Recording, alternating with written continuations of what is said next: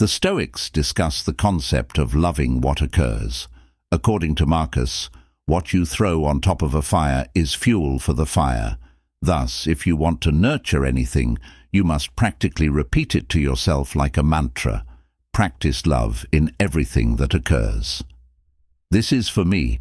I picked this. I've desired this way. And it's the best thing that has ever happened to me. When the computer destroys the manuscript you've been working on, you may exclaim, "Amor fati," instead of just accepting it or tolerating it. I love it when you say amor fati when you're stuck in traffic, when your boss calls you out on Twitter, when you're hungry you say, "I love it. I'm alive. I feel this. I'm going to make the most of it." And when you lose someone you love, you say amor fati. It may seem crazy to say that, but no amount of rage, resentment or sadness can bring them back. So you take what you can from this. That's what amor fati is. You use it as fuel to get better and improve because you have cancer. You have a disability. Are you black or white? You're short or tall. You're rich or poor. Amor fati. I'm going to make the most of it. I'm not going to let this stop me. I'm going to be better for this. Haven't happened. When Thomas Edison's factory burned down, he finds his son. His son is stunned, shell-shocked. That's how most people are when they face obstacles. But Edison grabbed him and he said, "Go get your mother and all her friends. They'll never see a fire like this again. That's what amor fati is. I'm going to use this." And he rebuilds that factory. He tells a reporter the next day, "This is going to prevent me from getting bored. It's going to be the next act of my life." And that's what he did. He rebuilt. He didn't whine. He didn't complain. He didn't point the finger. He just moved on and just kept going.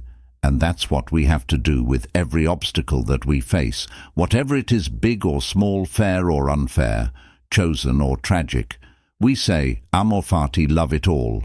Use it as fuel, become better for this happened, and that's a formula for human greatness. It's the only way that we should go through the world, because it's the only way that turns the bad things in life into good things. If there's one thing that philosophy can teach any athlete, whether you're an amateur, whether you're a collegiate prospect. This year, when the Cleveland Browns asked me to speak about Stoicism, I began by saying, "Look, everyone in this room controls one thing." This was in reference to whether you're a top-ranked recruiter or earning millions of dollars in the pros. They control how they play. You don't control what your teammates do and control how you play. You don't control what they say about you on Twitter. You control how you play. You don't control the size of your contract. You control how you play. You don't control what they say about you from the stands. You control how you play. You don't control what the ref says. Control how you play. You don't control whether it's snowing. You don't control whether it's raining. You don't control whether it's 100 degrees. You control how you play. You don't control whether your teammates get hurt. You don't control if your teammates are fair. You don't control if the guy in the position ahead of you wants to groove you and mentor you or not. You control how you play. You don't control whether your opponents cheat you. Control how you play. You don't control if your coach is a bully and he screams at you. You control how you play. You don't control if people are doubting you, if they don't believe in you. You control how you play. You don't control. If you've lost against this squad 1,000 times, you have no influence over how you play today. You only have control over how you play yesterday. If your team wins, you have complete control over how you play.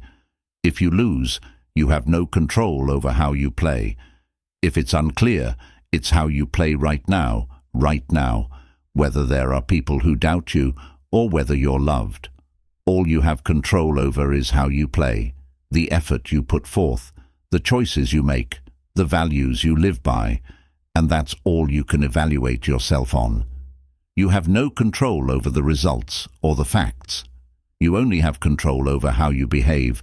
But if we can concentrate on this, The Stoic stated that we will not only be happier, but also have a lot more energy and be able to concentrate on what is in front of us while everyone else wastes time complaining, whining, worrying, and thinking about boasting about things they cannot control.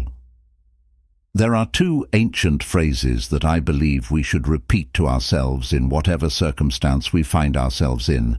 Memento mori. You win the lottery, strike it big, become recognized, receive an award, and so on. Keep in mind that you will die after going through. You experience difficulties, someone betrays you, someone cheats on you, someone steals from you, someone receives what you earned, someone is promoted ahead of you, and you think to yourself, memento mori. Keep in mind that I will die, so you could end your life now. Let that dictate what you do, say, and believe when you argue with your girlfriend or boyfriend, according to Marcus Aurelius. Your neighbor irritates you, your parents say something hurtful or depressing, you break your leg, you blow out your knee, you lose interest in someone, you're under stress at work, your kids are ill. You think to yourself, memorabilia mori. Because life is short and I will die, you cannot take any of this seriously. Let it consume you, or let it make you feel good about yourself.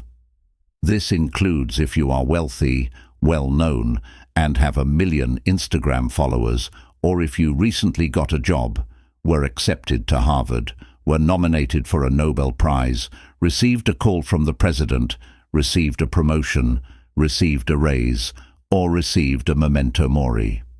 Marcus actually stated that the practice of saying to the good things and to the bad things in life that we will die is a reminder that helps you accept the good things without arrogance, and to let the bad things go with the difference. Your plane is delayed, you're stressed.